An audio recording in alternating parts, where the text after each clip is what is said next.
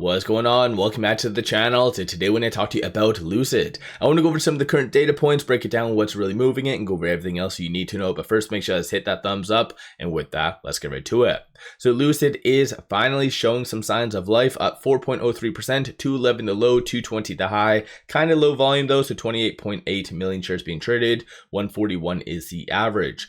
No macro data points coming out today that is affecting the market.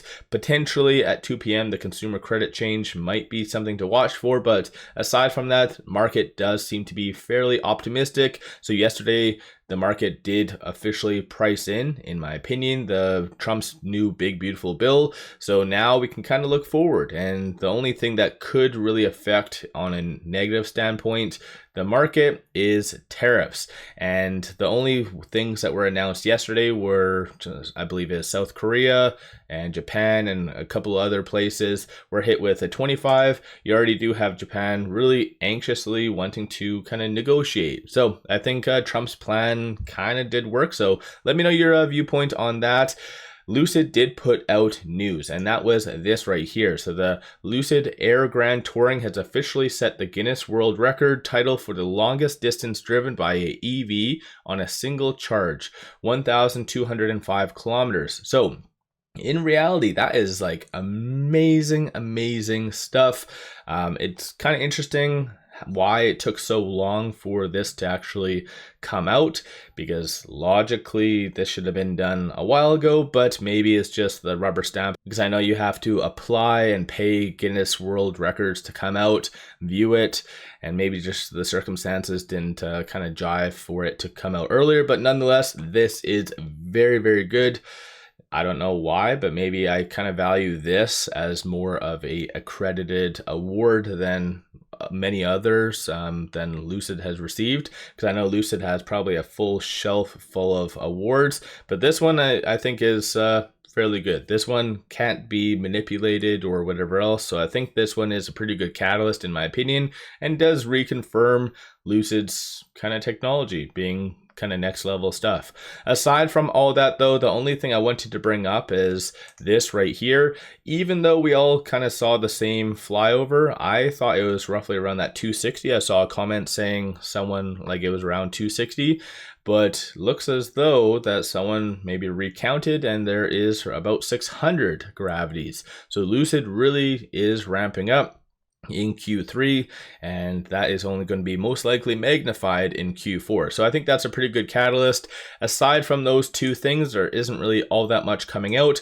Shorts are returning 572,000 shares today. 33.18% of the free float is being shorted. Works out to be 409.09 million shares overall are being shorted. So good to see. Shorts even did return yesterday, as I kind of brought up in my video. So maybe they're starting to mitigate some risk. They feel like the broader market is going to be moving to the next leg up, and this is the kind of smart move on their front. But aside from that, looking at some of the options, 127,000 in calls, 35,000 in puts, so very low dollar value getting in through options. 66% of all the options being done though are bullish in nature. Of the bulls, you see a consensus for it to be above that 250.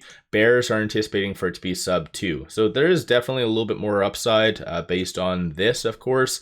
And right now, these are all the transactions occurring on the secondary market above $100,000.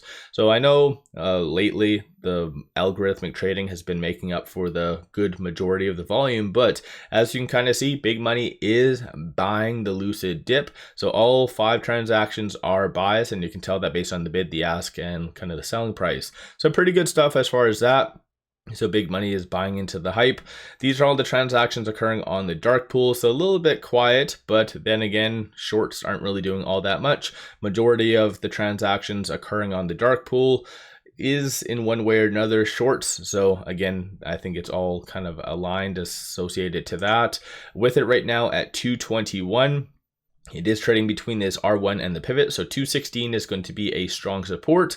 I don't really see that being touched today. You might have some consolidation, but I don't see that actually being retouched today. Flip side, 224 followed by 229 is going to be the next strong target / resistance points.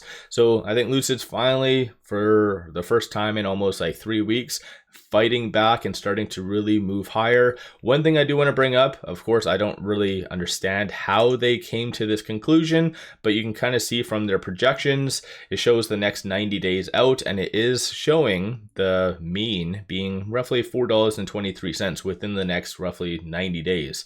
So again, do you think that's possible? The price range though is kind of extreme, so 262 to 284. So that would be, of course, post their Q2 earnings as well. So again, whatever kind of AI that they have generating this, they do see more upside, significant upside in fact. Aside from that though, there hasn't been any new analyst ratings other than the two, so most likely all the other ones will be just waiting for their next upcoming earnings, which is actually kind of weird. I do see that only one now is posted right here, Cantor Fitzgerald, Andre Shepard.